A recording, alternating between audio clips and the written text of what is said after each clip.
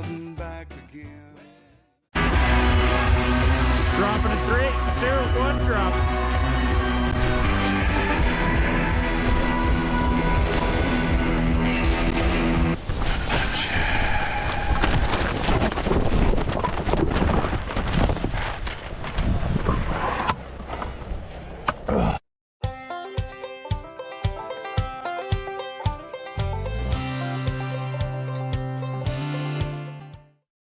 Well, hi.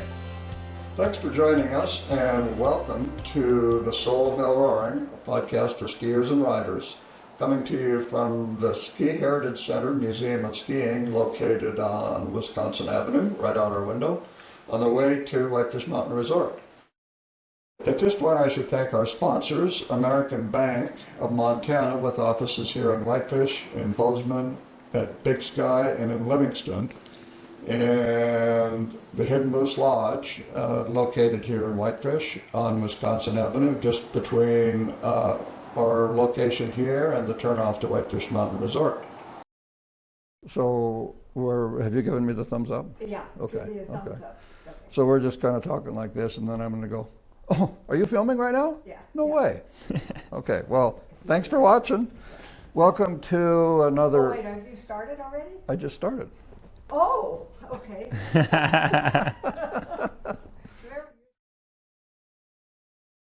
Welcome to another episode of the Soul of Hell Rowing podcast. Glad you could join us. Today we are filming another in a series that we're doing that is called They Came from Whitefish, and it's going to be about some of the great talent that has come through the ski racing programs, the free ski programs, the Freeride programs at Whitefish Mountain Resort, and families from Whitefish. And today we're visiting with Parkin Costain, who is been, well, he'll tell you where he's been and what he's done. So I think maybe rather than me try to say it, I'll let Parkin say it. So thanks for being here. Yeah, thanks for having me. Glad you could join us. No, We're looking forward to it. Yeah, this is awesome. You were born in Whitefish, you said. Yep, April 19th, 1999. Okay, So perfect. I feel old at this point. Yeah, yeah, Well, I know. Last millennial. yeah, totally. Does that make you a millennial? I guess I don't know. Yeah, the 1900s is what I always say. So Barely a millennial. yeah. So, what do you remember? You obviously were born here and you're still here, so you learned to ski here. What do you remember about your early learning? Do you remember anything about learning? I definitely was, like, my family was ski bums. That's why they moved here originally. My parents both met in Mammoth, and they were on their way north. Then they stopped in Bozeman for a winter. My dad was like a ski patrol, or no, he was a snow reporter at Bridger Bowl for a season. And then they moved up to Whitefish the next year. And yeah, I was born locally in the little hospital that no longer exists. Yeah. And then, I prior to any sort of ski academy was just in my parents' backpacks. Like they would always talk about touring up the resort, and I'd be in a little Keltley like backpack. Yeah. Before they would not allow you to do that on the chairlifts. Yeah. Yeah, you're not allowed to do that anymore. But yeah, no, you can't. I know. I figured that out with my grandkids. yeah, totally. But no, so they were a huge influence when I was really young, and then brought me up skiing, and then I did like the daycare programs up there when you're like an infant, and then eventually made it onto the freestyle team. Okay. And yeah, did the local freestyle team, because back then we didn't have the freeride team. Right. But the freestyle team sort of evolved, where there was always like the guys that would go and ski only around the resort, and then the guys that would go and kind of ski the train park. So Ski more the park. yeah, So you were skiing around the resort more. I was always skiing around the resort Yeah. a little bit more. Yeah. Was that by design, or that's just the group you got put into, or? That was where I wanted to be. Okay. Yeah. Perfect. We had a pretty great train park when I was younger too, but I liked the whole mountain. I didn't want to be stuck on the slow lift. Yeah. So No, I can relate for sure. totally. So they brought me to my first freeride event when I was 9 years old at Red Mountain in Canada. Yep. And then from there, I just loved it. And I think maybe I only did that one event that year, but the next season we went to like 5 of them. My dad would pack me up and we'd leave school early on like Friday or Thursday to go up and do these little events all throughout Canada, and a couple in the US, but most of the closer spots were just over the border. Right. So yeah, I'd be at Red Mountain, Whitewater, Kicking Horse, Fernie, Lake Louise. Those were kind of like the typical places that I would compete at. And there was all these different little age divisions as well. So when I was 9 years old, I was in the 7 to 11 category as a tiny little kid. And then it's crazy to think, looking at some of these venues, that 7-year-olds are up there competing. Up there doing that. Yeah. But they instill it in you young, and then you never forget how to do it. So yeah. After that, then you definitely level up into like the 12 to 14-year-old category, and then you really become like a charger when people are in the 15 to 18 category. And Right. that's the trajectory I was on, was that whole comp circuit until I was 17. And yeah, other than ripping around with my dad and competing, that was kind of my upbringing. So where did you fit in time-wise with Tanner Hall? Yeah, he was a bit older than me, but when I was on the freestyle team, there would always be like the legend of Tanner Hall that was also on the same freestyle team when he was a kid. Yeah, okay. So yeah, we would always look up to him, and we knew his mom locally, Darcy. Yeah. Hadn't seen her in a long time, but that was really fun to know that he was a part of the same program that you were on when Right. you were Just growing up. part of the So, culture. yeah. Yeah. And now we're friends, and we've skied together a few times, which is cool. See each other off and on. Yeah. Yeah. Yeah. Cool.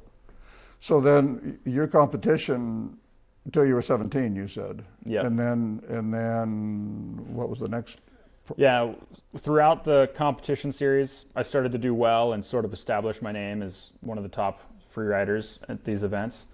And then I also caught wind of this other sort of event, which was a filmmaking style project where you could go and enter clips that you had captured throughout the year, put them together in an edit, and potentially get the chance to film with Teton Gravity Research. Oh, wow.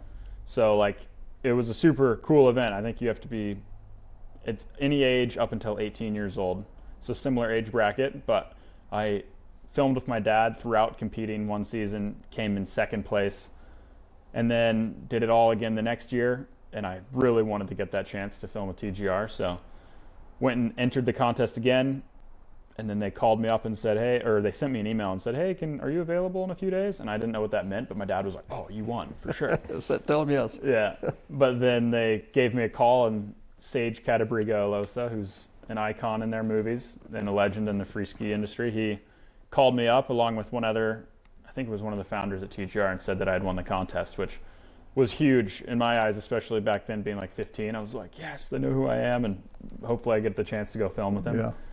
And I think then it was the next year that then I did have the opportunity where I drove down to Jackson at like 16 years old to go and try to hit these jumps in front of the cameras, but there was no athletes there, and it was raining, and it was super icy.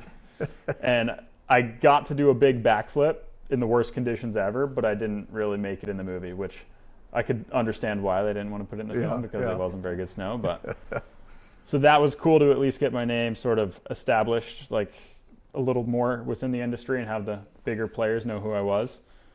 But I went back to competing, and I did that the whole next season at 17, while I also entered this other film contest called the Quicksilver YG Ski Contest. And it doesn't exist anymore, but back then it was something that a lot of park skiers were interested in, and I was the only free skier that submitted an edit to this film contest, but ended up winning it, which is cool. And it had a $10,000 cash prize, which was super cool. That's really cool. Especially at like 16, 17. Yeah. I was like, this is insane. I got all my friends together, and we went out to dinner. I think it was sushi downtown. Got like 10, 15-year-old kids all having a Having a big great night. time. Yeah. Perfect. But then I used the rest of that money. I didn't even think about taxes, but I took this $10,000 and I bought a $3,000 computer and $7,000 to go heli skiing in Alaska. And I spent it all, but it all sort of worked out because I got, another like big level up in my career was being able to go to Alaska at such a young age. And I got these clips that then really proved to these bigger companies that I could probably handle it. Yeah. And I put together another good edit from that year. And then the following season, I was no longer competing. I decided I could have done it till I was 18, but I had that opportunity then at 18 to go and film with TGR as an actual athlete.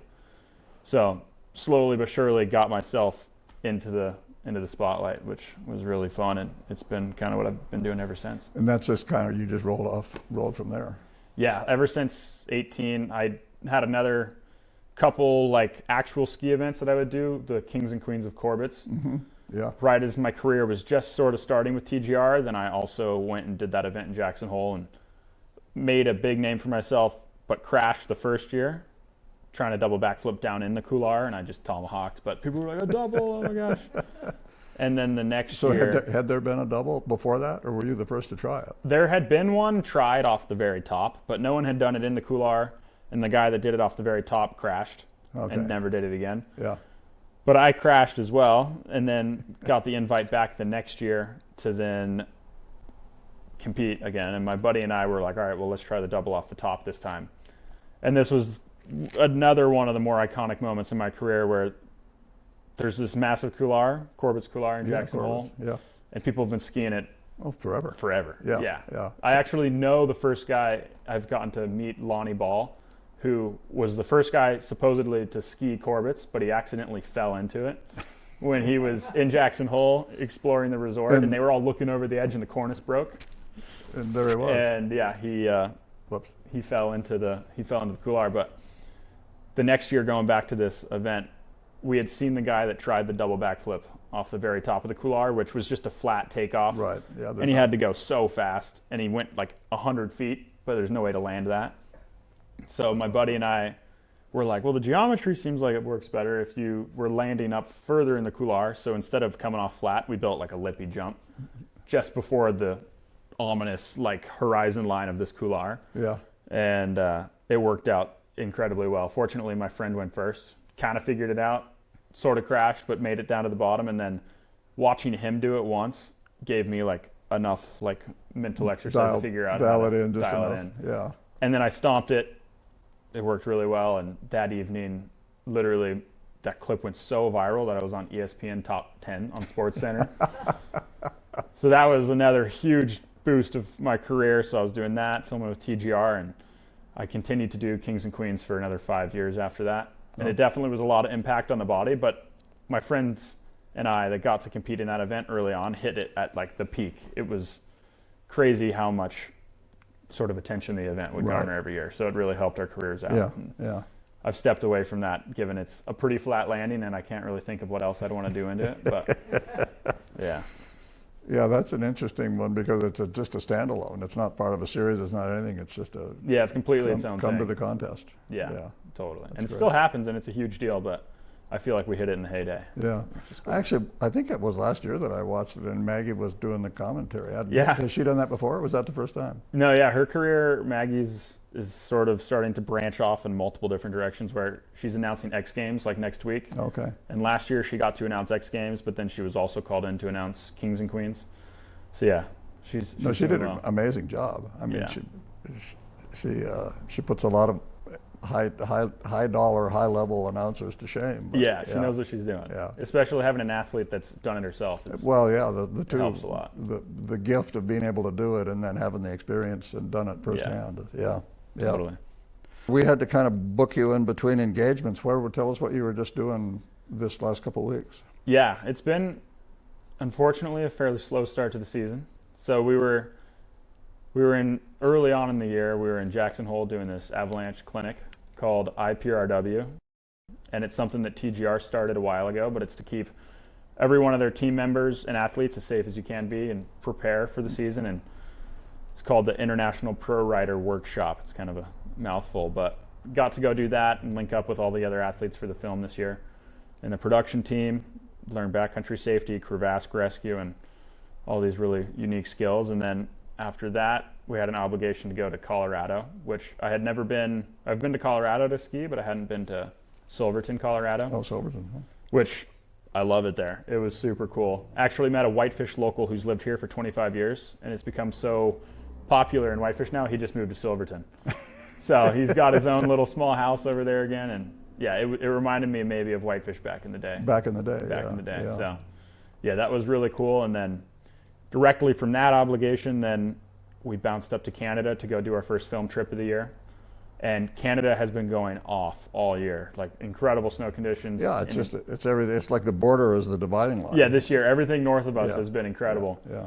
But right as we got over there, it warmed up until like 40 degrees.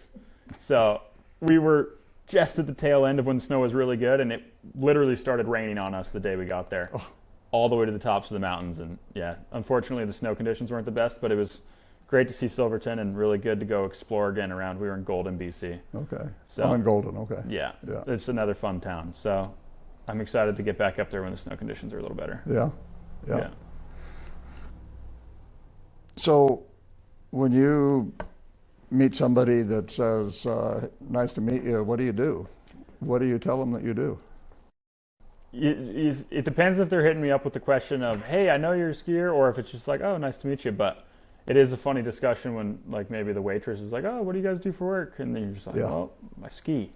And then they're typically pretty excited to hear that, but they don't really understand how it works. So yeah, really fortunate to be able to say that the childhood dream fully came to life. Yeah. I'm a professional skier. Yeah, I have like a vivid memory of being up in the lift line on the resort with one of my dad's friends, and I think I was skipping school that day, and my dad was letting me ski because it snowed more than 6 inches, and then he was asking me what I wanted to do when I grew up. And then I was just like, what? Like, I don't understand. Like, I'm just going to keep skiing. So it's been a goal of mine, obviously, for a long time.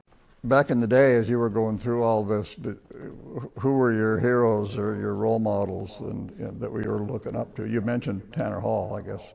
Yeah, Tanner was definitely an icon. And yeah, he was a good role model for sure. But people have always asked me this question, and especially at a young age.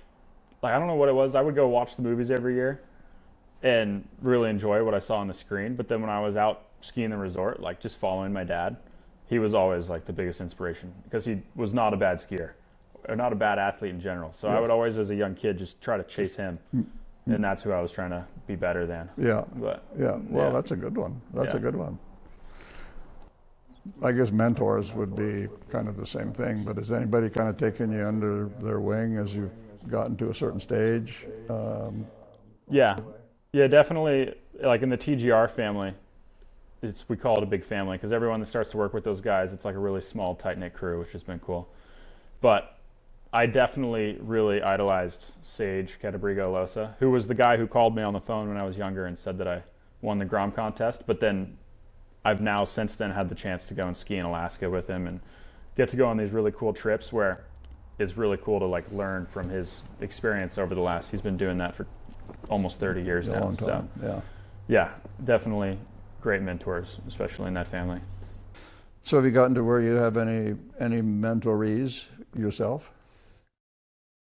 In a small way, potentially Townsend. Yeah. A while ago, Townsend, I don't remember, I think it was maybe his family told me that he was going to be in Big Sky for a freeride event, but it was just when my career was like starting out and Townsend was a young little kid, probably like this tall, and he came to compete in Big Sky. So I kind of coached him and tried to teach him a line through there. And to watch his career in the last few years definitely skyrocketed has been really cool. It's been neat. I want to get back out with him, so hopefully this season. Well, actually, good segue. You do plan to compete freeride this year, and that mostly from here. Does that mean going to Canada? Yeah, not as much this season. I'll try to do potentially. Last year I was fortunate to do a wild card event. So the Freeride World Tour, you have to typically qualify for an entire season to get onto it. And you have to do really well during that season in order to qualify. Mm-hmm. But they all have these things called wild cards where now that my name's established enough and I've been able to film with TGR for a while, they will allow me to jump into the events sometimes just on a whim. Right. So potentially this year I could find myself up in Haines, Alaska doing a wild card up there. But if not this year, I'm definitely planning to get back into the competition scene because freeride in 2030 is going to be in the Olympics, which will be really cool. Yeah, we've heard that. So I'll still be young enough to make it happen. That was announced right here for the first time. Yeah, really. There you go. We'll see. It isn't actually announced yet, but people are talking about it. Well, Kyle Taylor announced it here, and then ESPN was on the phone within minutes. Oh, really? Yeah. That's epic. But so we'll see, because next year I think what would make sense would be to try to do the full tour. To try to get from the beginning. Get some comp legs under me again. Different legs. Yeah. Probably. So let's talk about films. You've obviously been making them for a while, but found one of yours called that you just finished, Flipbook. Is that Yeah. that a new venture? Yeah, Flipbook was a really fun project. That was a completely Unsurprisingly. personal project. This is where my head was at 99% of the time. All right, everybody, let's get our homework out.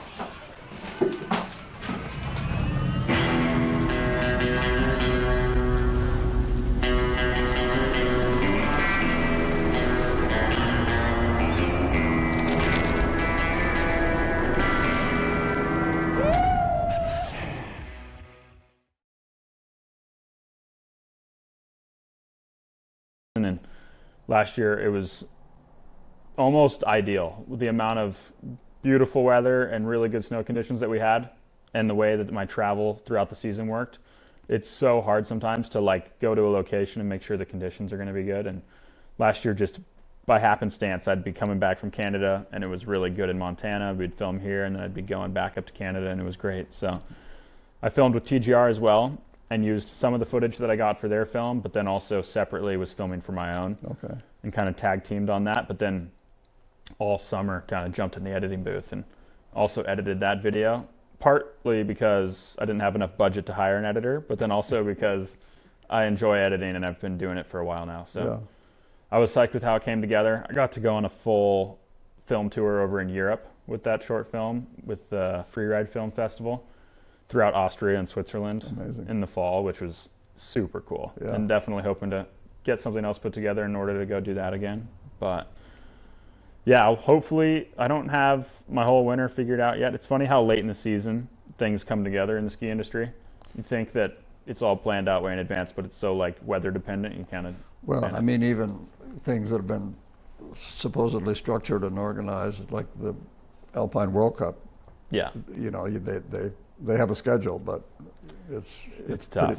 It's a lot. It can be pretty chaotic. Yeah, like I had a whole event that I just got invited to. There's a new series of events called the Natural Selection Tour. And it used to be a snowboard event, but then now they're embracing skiers a little more, and they had an Alaska stop last year. And this year they have a qualifying event and then the Alaska stop. And I got invited to the qualifying event. And it was supposed to be right now, but then it just rained in Tahoe, so they just canceled the event, and now it's going to be in like 3 weeks. And now I have like 3 other events in February that I have to reschedule around it. Yeah. Oh, So, yeah, I know. It's just yeah. it's chaos. It's chaos. Makes it hard. It's the weather. Well, is especially tough. when you're going kind of from one tour to another, and, Yeah. and trying to do your own thing, and Yeah, trying to do multiple things at once in the ski industry is tough. yeah. Yeah.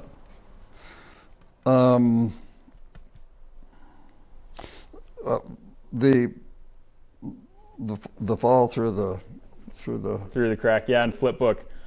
That was actually in a local zone. Not many people know that, but it was crazy. There was this area that my dad and I found like 5 years ago on Google Earth, and it rarely comes into conditions, but it is incredible when it does. Like there's, well, it looks like it's the most insane pillow face Yeah. I've ever seen in my Yeah. entire life. And back 5 years ago, I saw that face and we recognized that there was this crack that existed in the mountain. And then definitely always said you don't want to fall in that.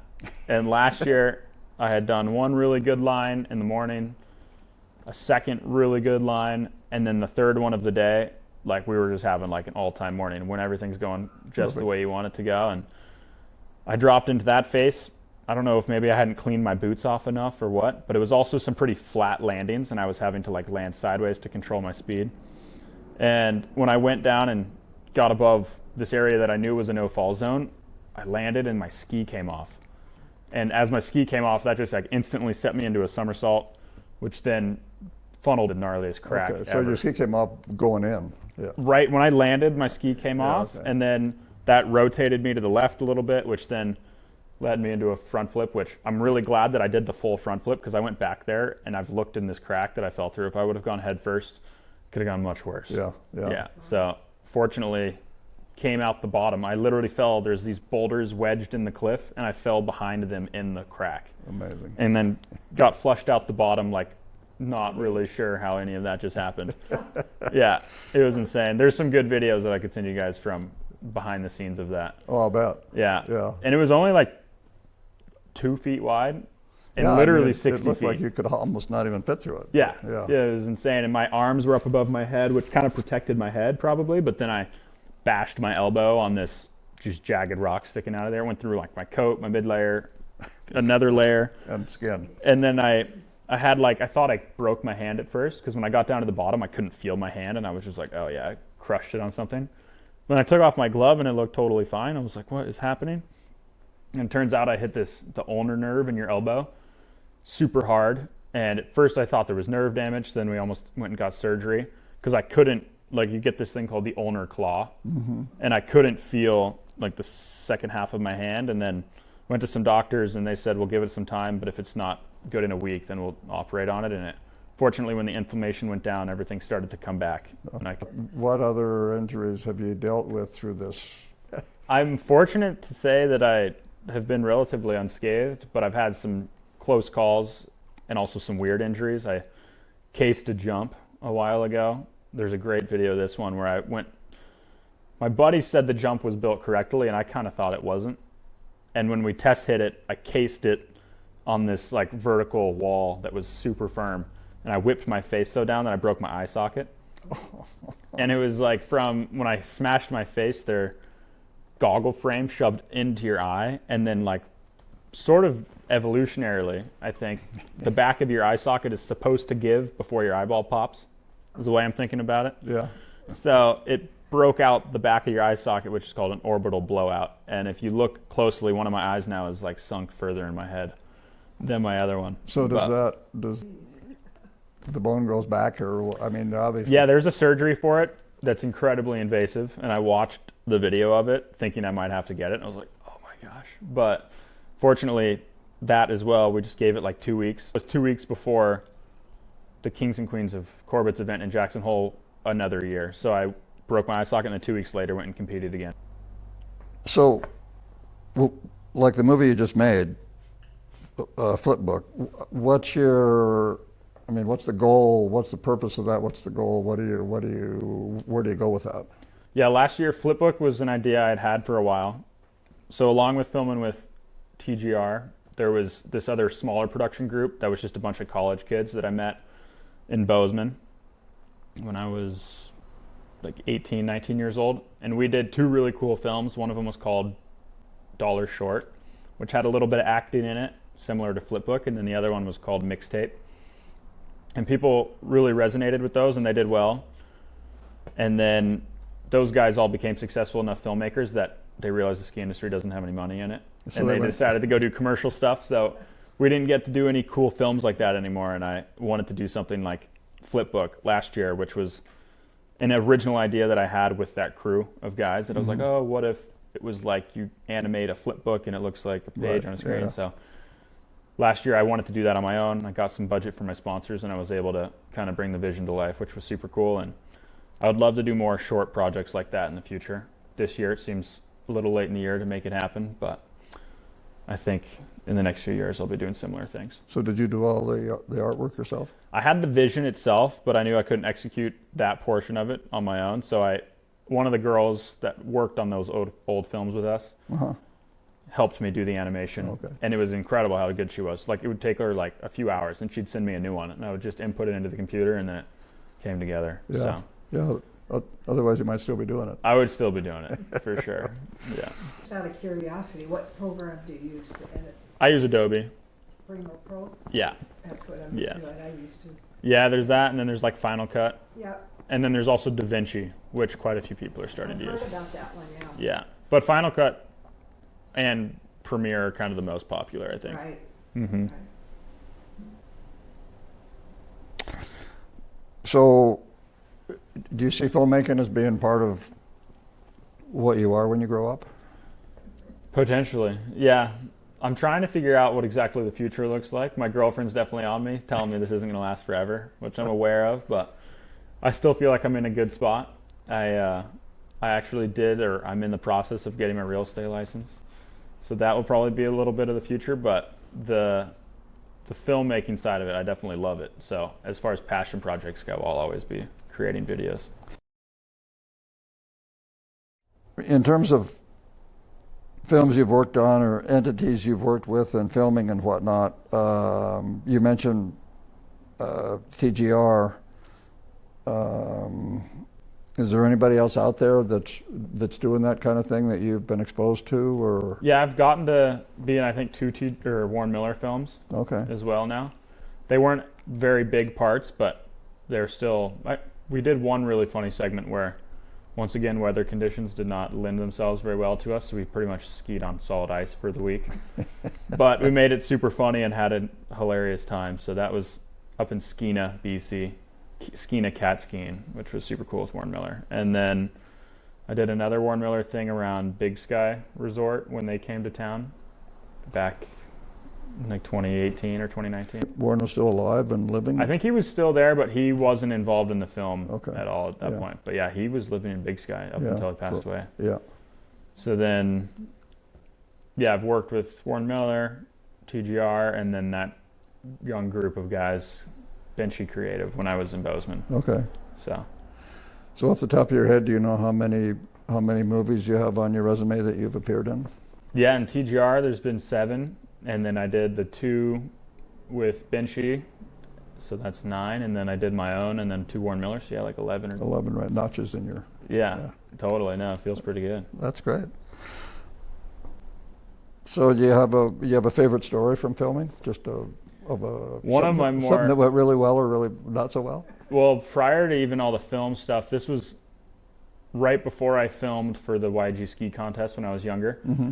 It was one of the clips that helped me qualify for the event, but a local story that still gets spread around here is back when Chair 4 and Chair 5 used to be staggered up on Big Mountain. On the top of Chair 4, the chairlift was closed itself, and I was 16 years old, and I was like, that looks like a great takeoff. Right off the top of the thing you normally used to get off on. Yeah, the unloading ramp. Yeah, the unloading ramp. And the chairlift was closed, and there was an iconic video of this legend, Candide Thofex, who did a similar thing where he aired off the chairlift terminal while there were still people on the lift. And this was closed, so that wasn't an issue, but there was no rope, and I was like, oh, I'm going to give this a try. And I didn't quite go big enough on the first 2 hits, but then the third one went like 130 feet. I aired past 3 chairlift towers and landed on this tiny transition that worked really well all the way over the horizon, like right on the landing. And I posted that video on social media that night, and it started to like just take off locally. Like the kids and the families around me were like, oh my gosh. Everyone's always thought about it, but no one ever actually did it. And then I was out of town at a contest for like a month, and I came back to town and my pass didn't work on the chair. Yeah. So I had to go talk to management of the resort, and they absolutely hated it. It was hilarious. Like, we're all on good terms now, but yeah, I'm sure they didn't see the positive marketing in that at all. Like, it was such a good moment, and they could have advertised the heck out of that thing. Yeah, so, like, the community loved it, everyone loved it, but the management up at the resort was not happy about it. Yeah. I got my pass back, but my story is always like I got kicked off the resort when I did that until I went and talked to him. And then while that was all happening, though, I was in Big Sky, and you might see this truck that I drive around that says Moonlight on the side of it. Yeah, I have seen that actually. And they're a sponsor of mine. They're like this resort community up in Big Sky that while I was kicked off the resort, and I was like, this is so annoying, I don't have the sponsorship anymore. I was skiing around in Big Sky, and I linked up with like the CEO of that whole company that saw me ski, and I met a couple of his friends, and he's like, why not just come ski for us? So literally from that event of me getting kicked off the resort there led to like one of my other great partners, which is funny. But fortuitous. Yeah, totally. Yeah. I guess there's one other good moment too. Another insane video that I've gotten in my career that right as my name was starting to establish itself, I just had like luck or hard work or I don't know what it was, like everything lined up into this super crazy moment where first I won the Kings and Queens event in Jackson Hole, which was a big boost for my career, and I got to film with TGR, which was a big boost for my career. But then I also got what was one of the more insane avalanche ski videos of all time, filming with that smaller group, Benchy Creative, and this was for our film Mixtape. But I was skiing down this mountain, was ahead of what was most of the slope and couldn't see behind me, and was I was like tunnel visioned in on this takeoff that I was going to do a backflip on. And right as I was pointing it into this zone I was going to do the backflip on, the whole mountain above me avalanches. And it's coming down at me, and I still do the backflip because I had no idea that it was avalanche right behind me. And I did the whole backflip, the avalanche is like coming underneath me as I land. I land it and then ski out while this entire mountain is coming down, which you couldn't have choreographed it any better. You couldn't have done it any better. No. Later you'd have been. Yeah, it would have been smoked. So that was another super close call, but it definitely put my name even more so on the map, which I wasn't even asking for it, but it happened. There it was. It's kind of been a staple of my career ever since. I guess it's sort of a question for you and a question about the world of filming in general. But do you think that the filming has driven? I mean, it has to have driven the level of the things that people are doing. Yeah, it's pushed the envelope for craziness. Yeah, I think the filmmaking did that at first, and then now more so is like social media. Social media. Which has interfered with the filmmaking process a lot, but it's definitely, I think it's still a good like net positive because there's more kids being able to establish themselves at a younger age and get sponsors. Yeah. Because back when I was first starting and social media didn't exist, like you had to be in some of the main films in order to have in order to be anybody. Yeah, in order to have a career. But then since my career started, now you can have like a full ski career and just be on social media. So, yeah.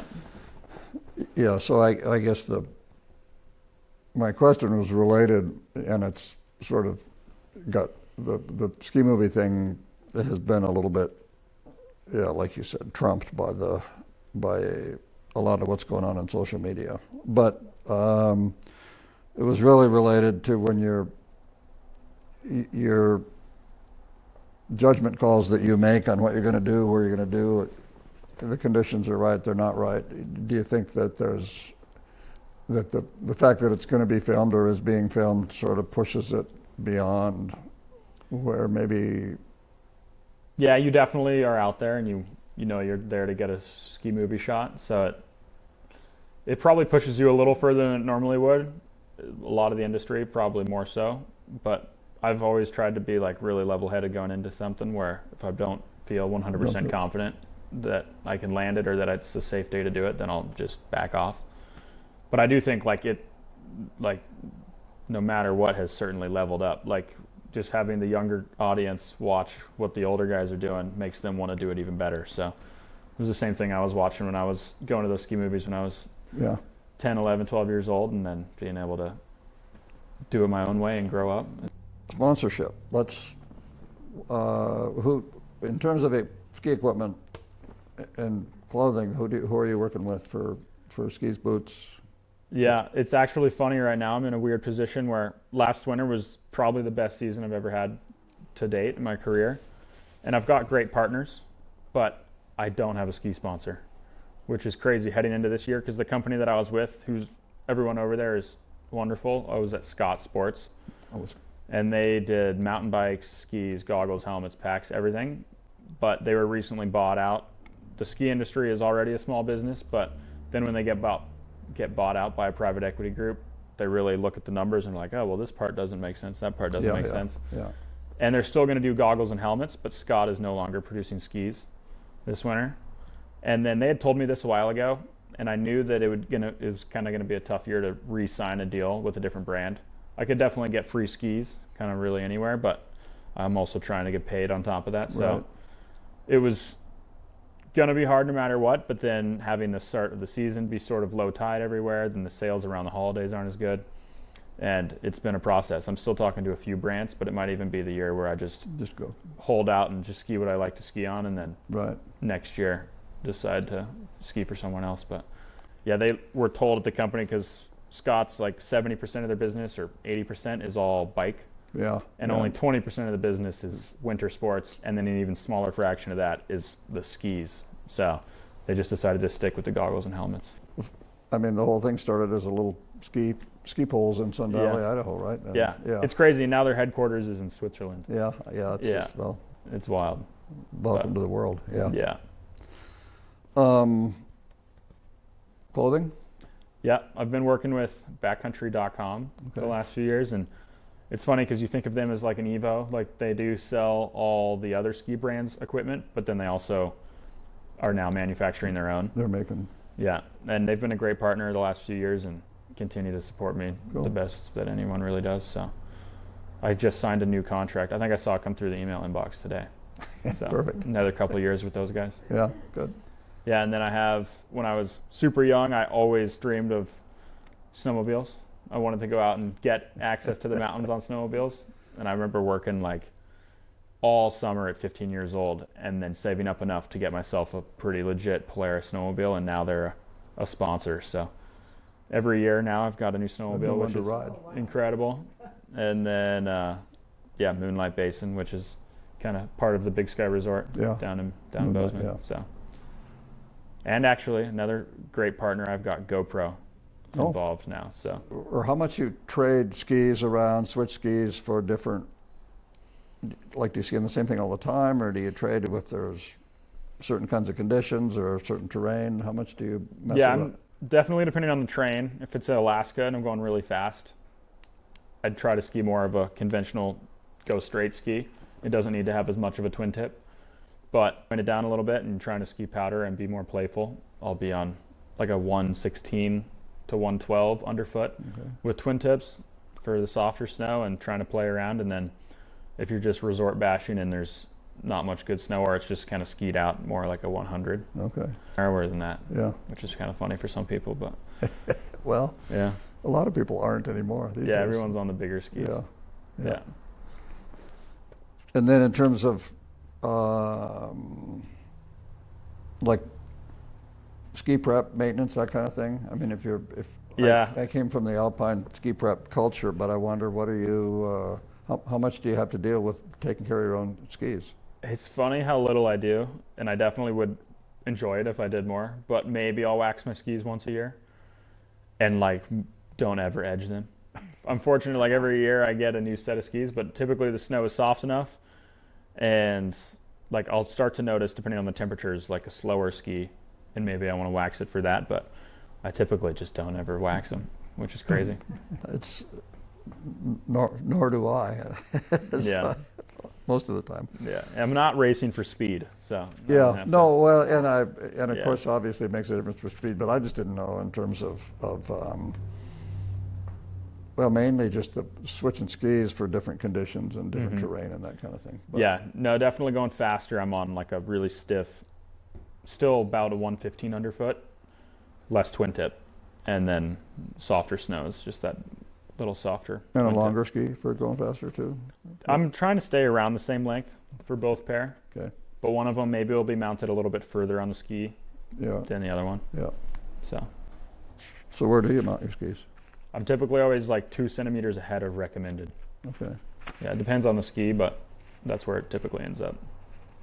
Are you skiing year round, or are you mainly staying in the northern hemisphere? Yeah, up until last summer, it was just the northern hemisphere. But then, or I guess not last summer, but 2 summers ago, we got to go to Chile and ski in La Parva, which was super cool. It was absolutely beautiful. Some of the most insane sunsets I've ever seen anywhere.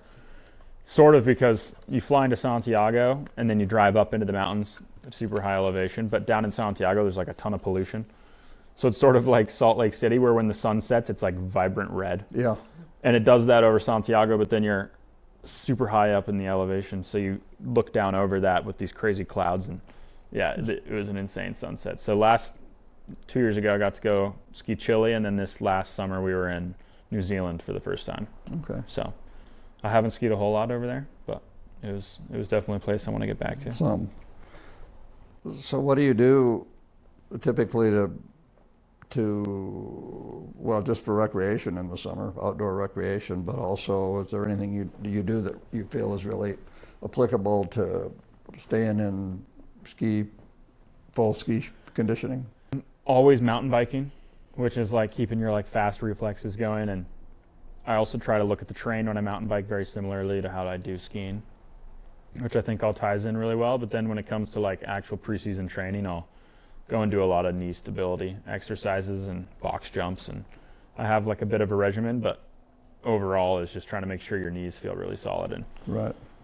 stay as limber as you can. I definitely don't stretch enough, but other than that, yeah, you just try to live an active lifestyle, and there's always the first few sore days of the year. Do you feel like you set goals or you modify or you update your goals on a year, season-to-season basis? Or I mean, it's hard to go too much further out than that. Yeah, totally. No, I've got aspirations for the future for sure, but right now, definitely just on a season-to-season basis. Maybe I'll think about the next year a little bit based on how the first year is going, but it is like the things that I would think about would be like whether or not I want to compete more or go and film more. And I've been in such a film grind for the last while that like the competition stuff is starting to seem more interesting again. What is it that drives you to just keep doing this year after year? It is funny, like it's absolutely everything I've always wanted, but anything that's a job does become a job. So now I do think about it as like work, where I'm not just going skiing. I have like goals or obligations and things that I have to get done for the year, and partly that's it, but then also I just still love it. So I don't think I'm ever going to stop skiing. When I was younger, I used to have like the goal of I want to be the oldest guy to ever do a backflip. So see how long I can make that happen for. You're gonna have to go a ways, but yeah, I know there's some chargers out there. Yeah. Well, the good news is you're kind of in the right place where a lot of people ahead of you have never done a backflip, so there's not. Yeah, I'm like right at the forefront of the kids that might be able to the do ones that. that are coming through. Yeah. Is there a competitive aspect of it to you at all? Are you a competitive person, do you feel like? Yeah. No, I'm definitely competitive, and both Maggie and I grew up with super talented siblings. Maggie's younger brother, Tucker, was my best friend, but then also my brother, Lad.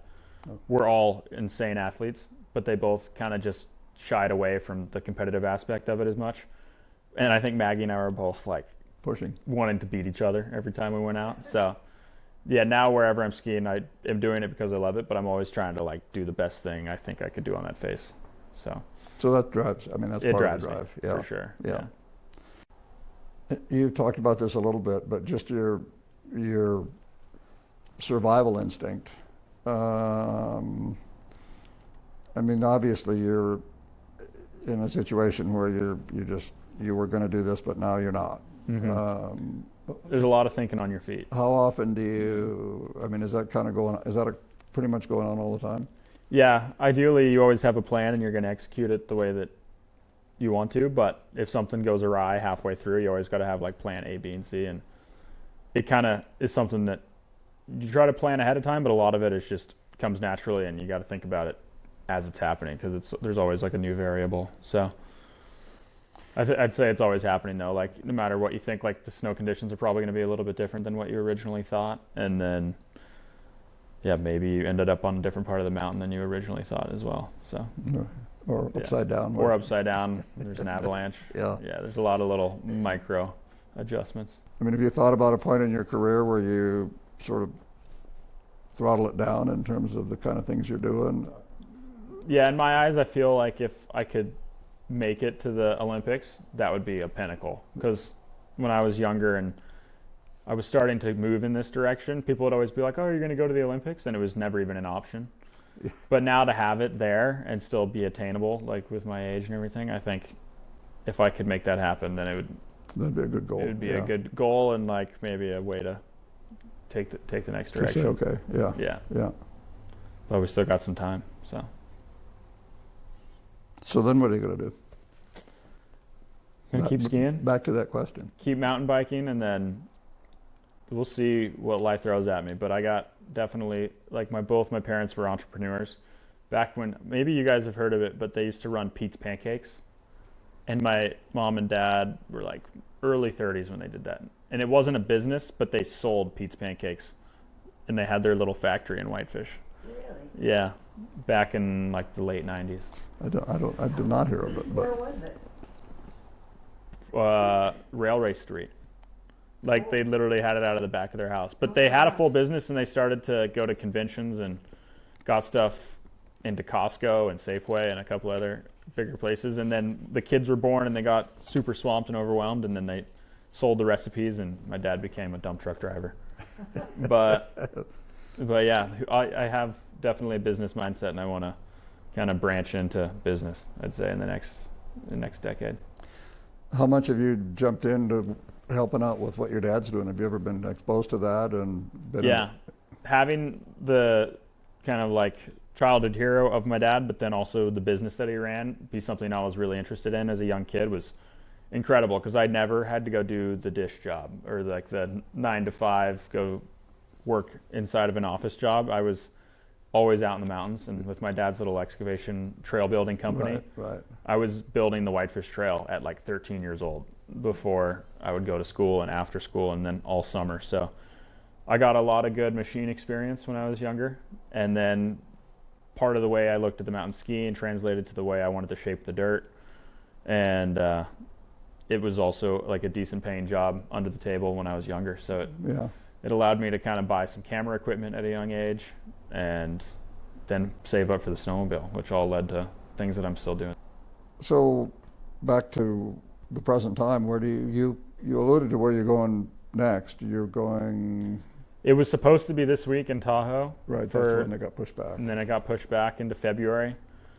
So right now, I'm going back down to Jackson. My girlfriend's living in Jackson Hole right now, which is not a bad place to visit. And then also works out well because that's where the TGR headquarters are at. But I'll be in Bozeman end of this week, then down in Wyoming, and then depending on where the snow goes, it looks like it's going to stay dry for a week or two, but we're going to kind of base our decision on that.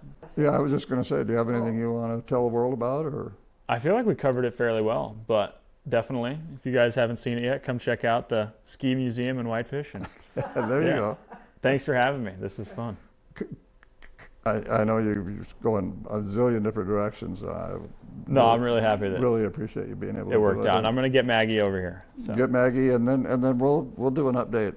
Yeah. You know, the end of the year when spring comes along or whatever. Down the back roads, wheat fields flying by, Santa Barbara.